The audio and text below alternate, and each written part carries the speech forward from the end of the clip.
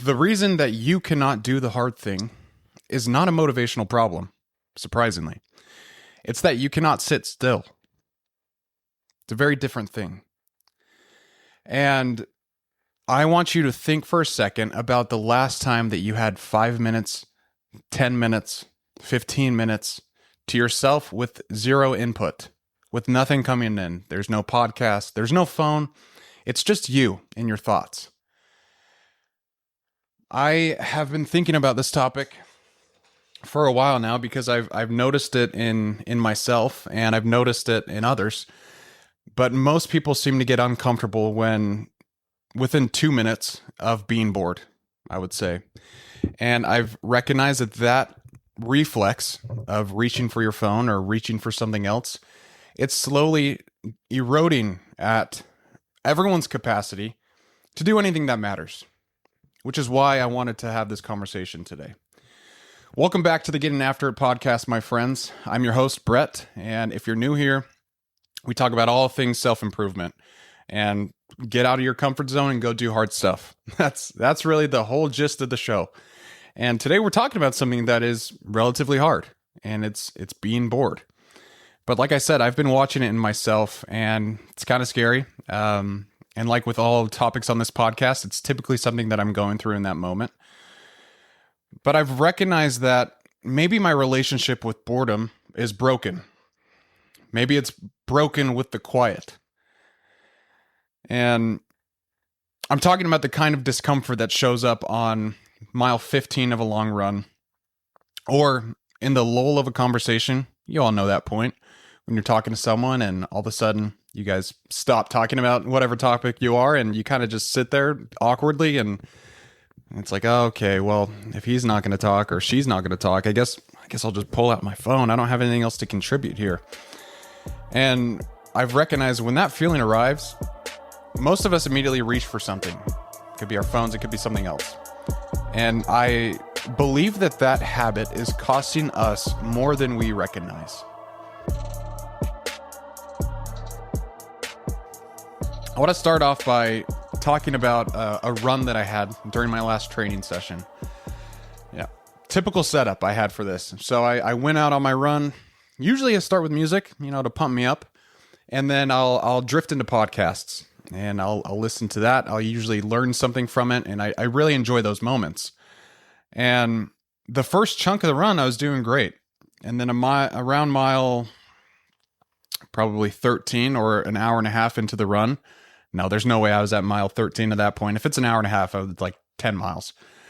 So I'm 10 miles in, hour and a half in, and something changed. I remember something definitely changed during that run. The music faded into more background noise, and the podcast became sound that I wasn't processing. Like I said, I like to learn, and podcasts are a great way for me to learn while I'm running. But at this point, it was more just noise that I was hearing, and I wasn't actually thinking about what they were saying. My brain started inventorying everything else I could be doing with my time.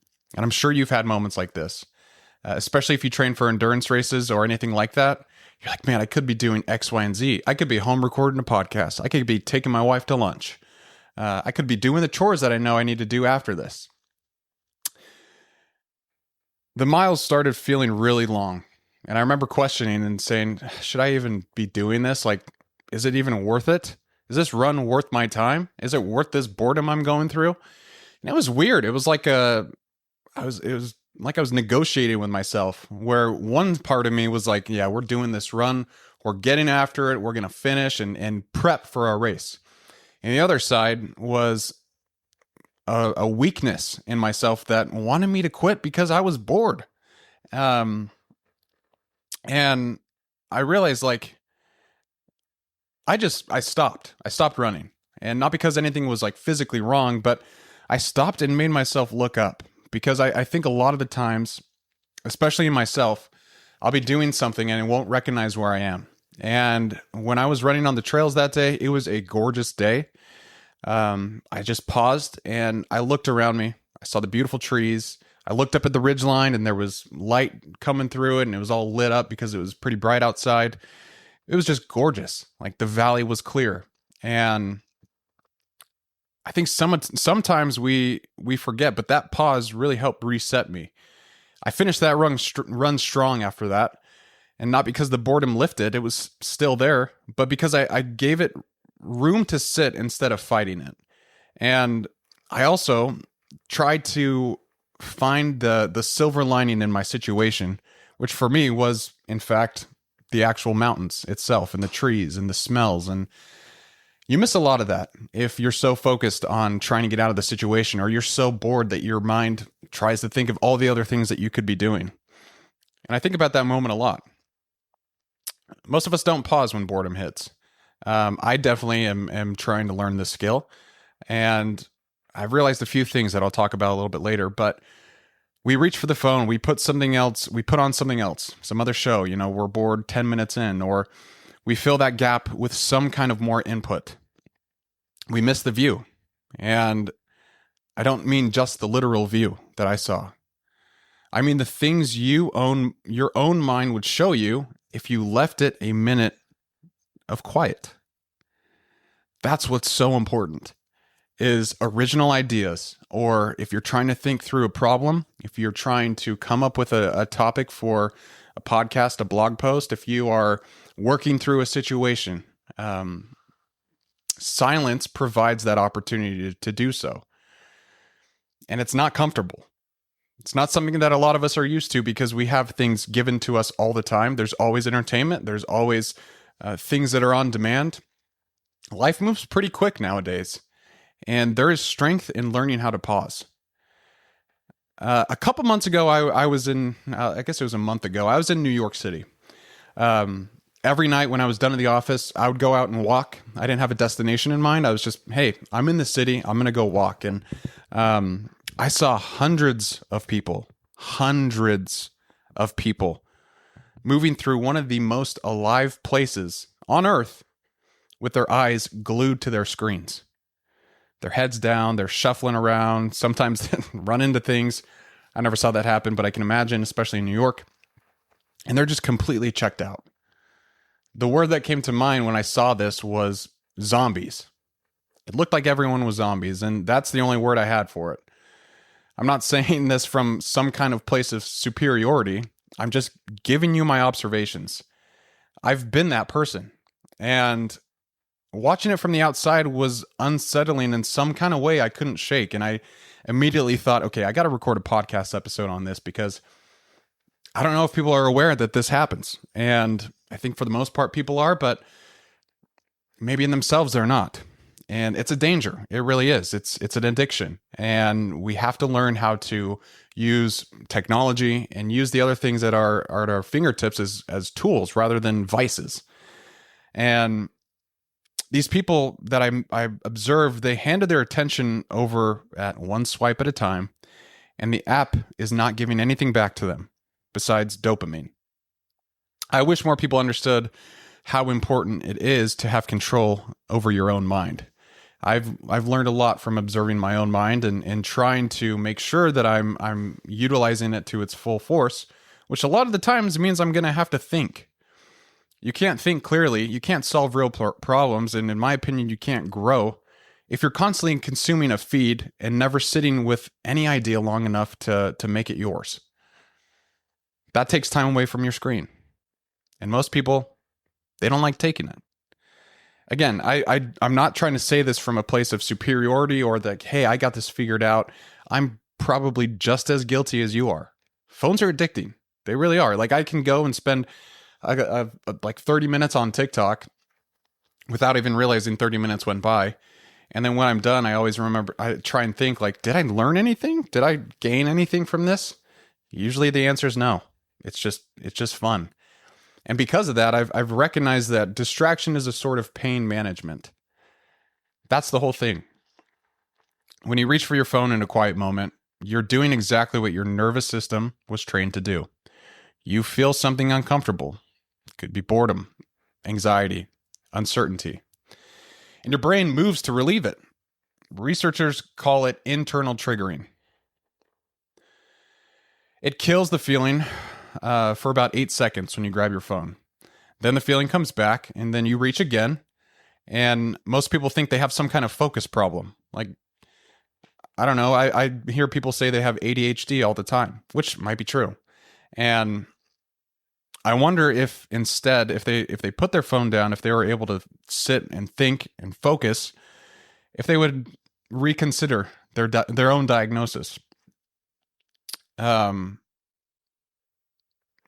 realized that I had an untrained relationship with boredom and discomfort, and nobody really taught me to sit with it long enough to see it pass. I've always been a reader. I've always done things that do take a lot of time, and you have to sit there for a while. But usually, I'm thinking during that, and especially if I'm reading, I try and think about the things that I'm intaking. But I recognize, like, the more I used my phone, the more I posted or looked at posts and all these kinds of things, it took my attention, my focus away from things that actually mattered, and moved it over to things that really, in the grand scheme of things, don't. Now, here's the thing. That voice will whisper in your head that when you're bored, the one that says that you deserve a break, this is just too hard, or hey, maybe I'll just get on there for a second or two. I won't spend a lot of time. I'm just going to see what's on there. That voice is a liar. Hate to break it to you, but that voice is a liar.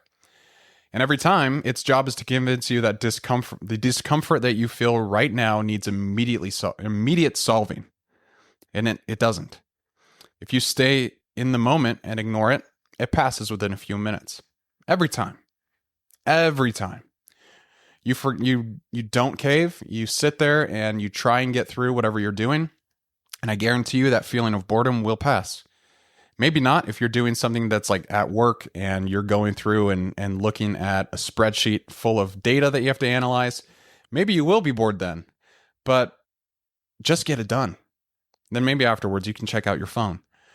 But do not take your focus from the thing you are doing just to feel a little bit more comfortable because you want to look at your phone. You have to train yourself to know that. And most people, including myself, don't. There's the other side of me that understands the things that I do with my physical training, like ultra running. That requires a lot of patience. It requires a lot of work. And I've learned to, instead of push away discomfort when I'm in a run, I've learned to embrace it because I know that that's kind of what I need to do to progress. It's hours on the trails, on your feet, and making progress to, if you're going to run a 50-mile race. Or for me, hopefully like a 100-mile race. And then my big overarching goal is 250 miles. But that's not going to happen if I don't understand how to manage that discomfort when it comes up. There's lots of times in a run where I feel uncomfortable. Like, happens all the time. Sometimes it's at mile 3, sometimes it's at mile 13. Others it's, right from the bat. I'm tired and I'm sore. But I've learned that it is a skill to slow down, literally sometimes your pace, and just focus on the next step. And that's trained me on how to deal with physical discomfort. And right now I'm learning how to deal with a little bit more mental discomfort. And that's things like boredom. It's things like anxiety. It's things like trying not to worry about what's happening in my life. Like living in that moment instead. And being present it's a master skill. That is something, if you're able to be present, you're not thinking about the future all the time and what could happen. And you're not thinking about your past and what you could have done better. If you're in this moment now, you're listening to this podcast, there's power that comes from being present. And again, you have to train yourself for this. Let's keep this analogy going of building a muscle, because the boredom muscle is going to be the foundation for this. Tolerating boredom is the foundational skill, the one underneath all the others. If you're going to be building a business, you're going to be grinding through months and months of unglamorous, repetitive work. If you're training for a 50-mile race where you're alone with your thoughts for 3 hours and nothing dramatic is happening, that's going to take work. Fixing a hard relationship requires sitting with silence and discomfort without reaching for the exit being your phone. At the end of the day, Every hard thing worth doing asks you to be comfortable with being uncomfortable. You've heard that before, that if you want to excel in anything, you have to learn how to be comfortable when discomfort arrives. And boredom is where you practice that in this scenario. There's no other training ground. Pascal, Blaise Pascal, a philosopher. Wow, let me start over. Blaise Pascal, a philosopher from the 1600s, said something that fits this concept very well. He said, all of humanity's problems stem from man's inability to sit quiet in a room alone. He wrote that before smartphones, before Netflix, before social media. In the 1600s. Let me reread this. All of humanity's problems stem from man's inability to sit quiet in a room alone. He was watching people fill their lives with gambling and gossip and war because they didn't tolerate sitting with their own thoughts. And 400 years later, the scroll replaced the gossip that he's talking about. Sometimes there's gossip during the scroll, whatever. But it's the same problem. And he identified it 400 years ago. Now, it's interesting. A 2026 meta-analysis of close to 100,000 people found that short-form video use correlates with measurable reductions in attention and inhibitory control. Real cognitive changes and not marginal ones. The data confirms what you can already see. Every time you reach for your phone in a quiet moment, you train your brain to expect stimulation constantly. That silence, it becomes harder. The more you escape, the more unbearable the quiet gets. It gets hard. I want to talk about my wife for a minute because Allie figured something out that I'm still catching up to. You will never see Allie at a family party, a social gathering, or anything like that on her phone. She's in the conversation, and it's something I really admire with her. She's present with whoever she's talking to, and it's just how she moves through the world. That's how she is as a person. And I know without a doubt, I'm more important to her than her phone is. Because when we're together, neither of us reaches for it. And I'm so blessed that I have a wife like that who not only shows those traits and qualities, but also I know them because of the way that she treats me and the way that she acts. Watching her long enough, I understand what it reflects.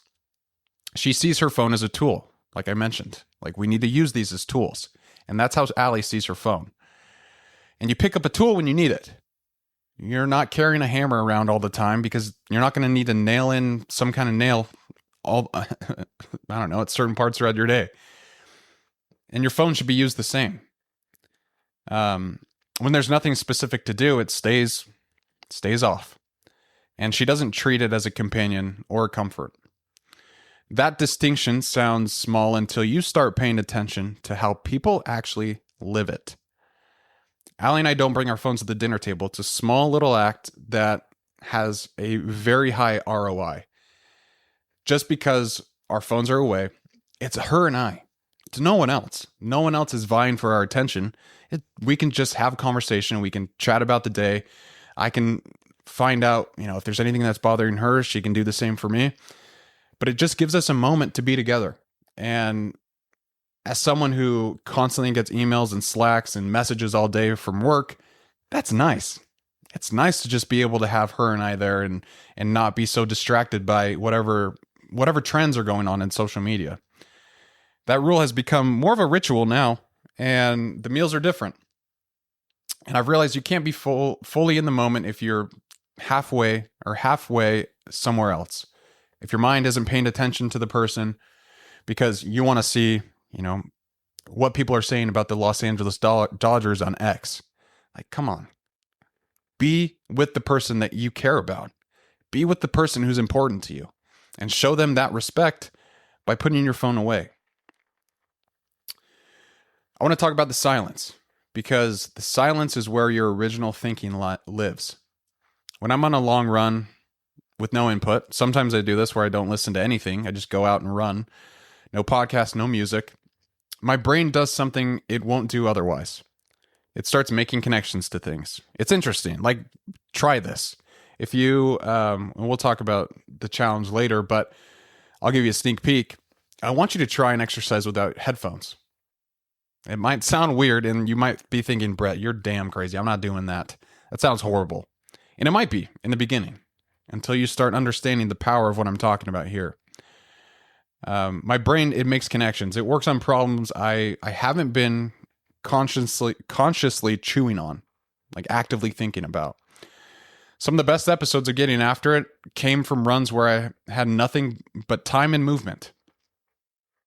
When I ran my 50K last October, I didn't listen to anything the entire time, but I was thinking the entire time. And I was trying to understand, what lessons am I learning here that I could bring to the podcast? Or what is this teaching about myself? Those kind of things are important, but they only show up when silence is there. The clearest thinkers I've done about this business, about relationships, about who I want to become came from hours like that. Journaling does the same thing for me, and you know how much I love to journal. You know this because I've talked about it so much, and I do love sitting down and trying to write my thoughts out. I take it seriously. It's where I go to figure out how I actually think. I sit with a question and I work through it until something real comes out. I will just brain dump what I'm feeling about a certain topic, or brain dump how I'm feeling about a certain situation I'm in. But it allows me to see clearly how I'm actually thinking about the problem, and maybe it opens up different viewpoints of how I could approach it differently.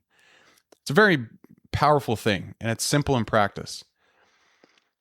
That process produces ideas I wouldn't typically get in any other way. Again, a lot of podcast episodes have come from my own journals. The common factor is being alone with your thoughts, and you remove that input. This is a trainable skill, guys. If you feel like this is hopeless for you, it's not. That's your brain trying to keep you comfortable. And I'm your friend, Brett. I care about you. I care about your progress. So I'm going to tell you straight up, you got to ignore those thoughts. You got to put them aside and try not to think about them. The first few times you sit in real silence, nothing revelatory will happen. I want to paint that picture too and set the expectation where it should be. Your mind might feel restless, and you won't have genius ideas the moment that you put your phone down. It's not how it works. But you train it. Like anything worth building, it gets more productive the more that you work at it. That dead space becomes a live space. The discomfort becomes familiar and then useful. Now, listen to this quote from Epictetus. He is a former slave and someone who had every reason to check out. But he said this: "Seek not that the things which happen should happen as you wish, but wish the things which happen to be as they are, and you will have a tranquil flow of life." Don't fight the quiet. Don't try to make it more interesting than it is. Sit in it as it is. That's where clarity lives. And you can find that clarity. Now, another quote here. This is a quote-heavy section, but Viktor Frankl, he survived Nazi concentration camps, and he came out with one of the most important insights I've heard. If you haven't read Man's Search for Meaning, I highly recommend you pick that book up. But he wrote, "Between stimulus and response, there is a space. In that space is our power to choose our response. In our response lies our growth and our freedom."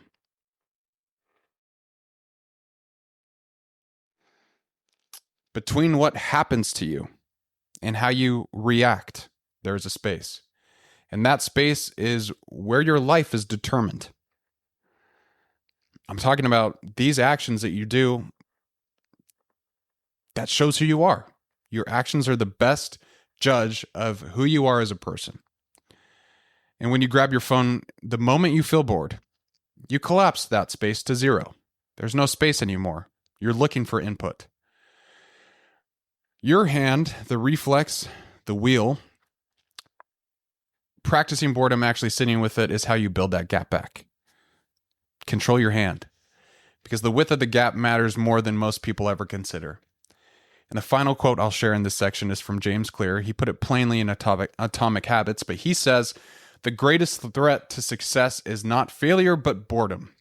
We get bored with habits because they stop delighting us. The excitement has faded, and we can't be bothered to show up. Most people do not fail because the work gets too hard. They quit because it's boring. Think for a moment if you've ever done that, because I sure have. I've definitely quit when it's boring. I'm like, I'm not interested in this anymore. I'm done. I've done that with books. I've done it with movies. I've done it with some things at work. And it's a destructive habit. If you've never trained your tolerance for boredom, boring and impossible feel the same. Now, how do we apply this? What are some practical applications that we can take from this episode and apply it to our lives? Well, I have 5 things that you can do this week in order of how straightforward they are to start. So, first, there's a device that I love. It's called the Brick. I've mentioned it before on this podcast. This is not a paid sponsor, unless Brick you want to be, because that would be cool. I love your product. But it's a device called the Brick, and Allie got it for me for Christmas. Really, the simplest thing to explain it is it restricts certain apps that you say you want to be restricted. So for me, it's mainly the apps that I use which distract me or take up a bunch of time, or I know for a fact that I can waste a bunch of time on it. So it's things like TikTok, Instagram, Facebook, YouTube, all the different kind of social medias, different platforms like Prime Video, just random things, right? It's okay, Brett's working. I don't want to be distracted by these things. And this tool has made such a difference in my daily focus because the decision to not look at it has already been made for me. And when the apps are locked, that pull to look at my phone disappears because I know for a fact that, hey, even if I go on there, I can't access those. So what's the point of even doing that? I'm not white knuckling anything. The option just isn't there. And if you rely on willpower alone to resist that distraction, if you listen to last episode, you know that willpower is finite. You will lose it eventually. So build the environment that removes the choice. And you don't have to have the Brick. It's just something I love. You could keep your phone in another room.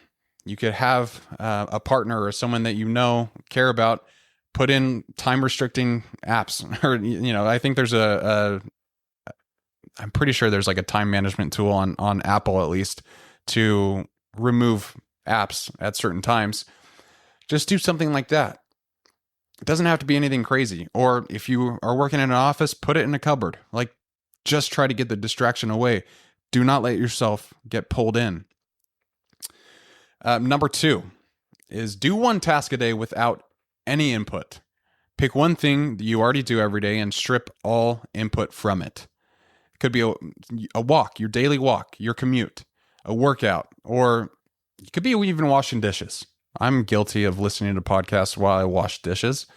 It's a chore that I don't really care about doing. And so, hey, why not listen to a podcast while I'm doing it? It can make it a little more enjoyable. While that is true, 20 minutes of just doing the thing without nothing playing can give you a lot of insight into yourself. And when the urge to reach for your phone shows up, fight it. Fight it. Notice it. Name what you're feeling in the 2 seconds before it showed up. And that awareness alone will start to shift things. Number 3, the morning question. That's what I'm calling this one. I try my best to not look at my phone in the morning. I try to not look at it until I have to work. The alarm goes off. That's the only caveat. I will turn off my phone. And before I do anything digital, I want to have at least a few minutes to myself where I can think, where I can process, what am I doing for the day, where I can just have some quiet to myself. Because, hey, I was sleeping for 8 hours. I got to get a little clear on what I'm doing today. And before picking up my phone at any point of the day, I ask myself a simple question. Do I actually need this right now? Do I actually need to pick this up right now? Not, is there probably something interesting on there? Because the answer is probably yes. But do I need it? If the answer is no, I leave it there. Simple as that. That question has cut more mindless scrolling from my days than any other rule I've tried. So ask yourself that question.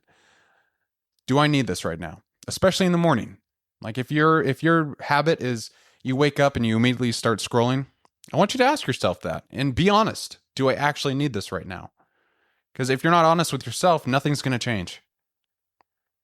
That's a hard truth. Again, this is from your friend Brett. I care about your progress and I want you to succeed. Number 4 is here's what I was talking about. 1 audio-free workout. And I'm going to do this with you. We're in this together. It's a community. We're building together. We're trying to get better together. And I'm going to do this one. So if you train, do 1 session a week with nothing in your ears. Nothing. And it feels strange the first few times, honestly. Push through it. Your brain, without external input to process, starts working on whatever actually matters to you. You might have some great ideas. Let's say you hate your job. You want to leave. Maybe that opportunity to not listen to anything and move your body will help your brain start to come up with, hey, maybe I'll do this instead. Maybe it will highlight your interests and tell you, I love working with people, but my job doesn't really give me the opportunity to do so. Maybe I need to find a job like that. You solve problems during this time and ideas start to surface. And you come back from those workouts, my experience has been with a kind of clarity that a playlist or a podcast can't give you. That's the honest truth. And again, I know it feels strange. It feels so weird. I love listening to 90s rap or other hardcore rap when I'm lifting weights. That's like, come on. That's one of the best things in the world. But there's also a lot of power from resisting that and from just having moments to yourself. Number 5, find your quiet space and protect it. Your quiet space is wherever you can access your own thinking. For me, it's running or journaling. Those 2 things. But also walks. And for you, it might be walking. It could be lifting, driving some familiar route, or riding before anyone else is awake. But find it and make it intentional. Use it to think and not to consume. After each session that you do this for, again, ask yourself a question, and it's simple this time. It's, what did I learn? Did I learn anything from what I just did? And it might be nothing at first, but you keep on asking. You keep doing it. Over time, you will be surprised about what comes through. Now, the challenge for the week is this. Every day for 30 minutes, doesn't matter what time of day, but I want you to put your phone away. Do not look at it. You take a walk, you can journal, talk to someone that you love, work, I don't know, whatever you want, read. But whatever you choose, make it phone free. And the activity isn't the point of this. The discomfort is. I want you to start understanding that you'll be okay if you sit with discomfort a little long for 30 minutes. It's not even that long. You'll be okay. 30 minutes of sitting with whatever shows up. It could be boredom, restlessness, a random thought, maybe something worth writing down without reaching for some kind of exit. And then ask yourself, what did I learn? I would say day 1, like I said, probably nothing. But then days 4 and 5, something might shift. It'll be a quiet shift, like a muscle waking up that you forgot was there. And a week goes by, 2 weeks go by, and I think some of your best ideas will start to surface because they are in you right now. Ideas about your work, your relationships, and even who you are becoming. They're in there. They can't get through when every quiet moment is filled with someone else's content. You have to leave room for your thoughts. You have to do that. At the end of the day, everything we talk about on this show, the hard training, the identity work, the real friendships, it all requires this first. You have to be able to be alone with yourself before you can become who you want to be. Thank you guys for listening to this. And I know it's kind of ironic me recording a piece of content telling you to not indulge on people's content. There's a time and a place for all things. And the whole point of this episode was I want you to make time just for your thoughts. Because I've talked a lot on this podcast about physical training and certain concepts like discipline, but rarely do I challenge you guys to actually go back and think and to have time where it's just 30 minutes of sacred personal time. And you should treat it that way. But seriously, thank you for listening to this episode. If this landed for you, like, please share it with someone else. Texting your training partner, maybe share it with your spouse, but it takes 30 seconds and it means a lot to me. Also, if you're on Apple Podcasts or Spotify and you haven't left a rating, that's another 30 seconds that helps the show find more people, and I truly appreciate it. And if you want to reach out directly, send me a message on Instagram. I'm working on a website where there's going to be a form filled that you can send future questions, or if you want to be a guest, but I would love to hear from you. And last thing I'll say is I want you guys to go find the quiet and see what's in it. You'll be surprised. I think a lot of people don't think that they have great ideas, but that's not true. That's simply not true. Everyone has good ideas, and you have to give that idea room to breathe, and you have to process it. You have to work on it, because ideas don't become ideas, and ideas don't become actions until they're thought about. So think about that.